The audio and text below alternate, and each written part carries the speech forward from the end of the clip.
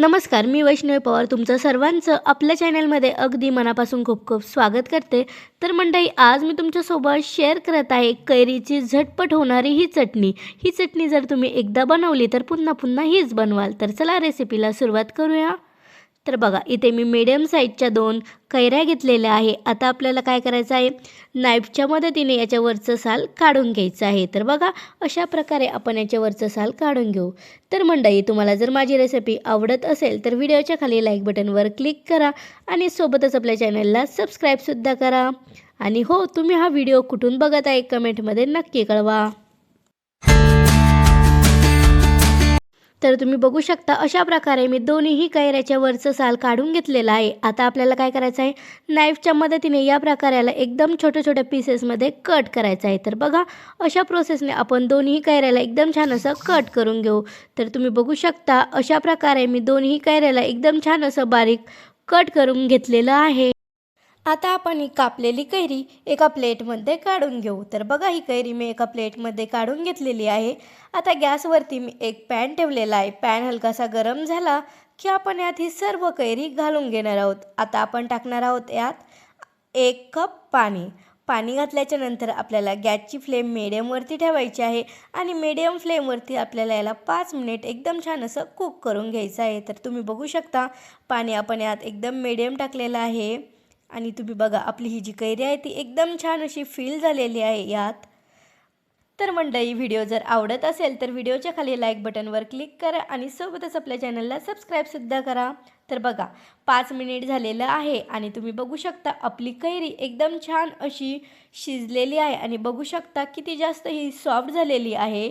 आता इथे मी एक बाउल घेतलेला आहे आणि त्यात एक चाळणी टाकलेली आहे. आता आपण यात हे सर्व मिश्रण घालून घेणार आहोत. तर बघा, अशा प्रकारे मी आता हा सर्व पल्प घातलेला आहे. आता आपण याला एकदम छान असं गाळून घेऊ. तर बघा, चमच्याच्या मदतीने आपण याला एकदम छान असं हे गाळून घेणार आहोत. तर बघा, हे गाळलेलं मिश्रण तुम्ही बघू शकता किती सॉफ्ट असं बनवून रेडी झालेलं आहे. आता मी गॅसवरती पुन्हा तीच पॅन ठेवलेला आहे. पॅन हलकासा गरम झाला की आपण यात हा सर्व पल्प टाकून देणार आहोत.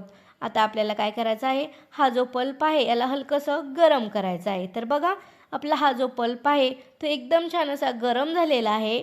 आता आपण यात घालणार आहोत अर्धा चमचा काळं मीठ, सोबतच 1 चमचा आपण यात घालणार आहोत मिरची पावडर.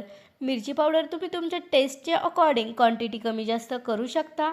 सोबतच आपण यात घालणार आहोत 4 चमचे साखर आणि 4 चमचे गूळ. गूळ मी इथे किसणीने किसून घेतलेला आहे. आता आपण याला एकदम छान असं मिक्स करणार आहोत. गॅसच्या मीडियम फ्लेमवरती आपल्याला ही प्रोसेस करायची आहे. हाय फ्लेमवरती आपल्याला याला मिक्स करायचं नाही.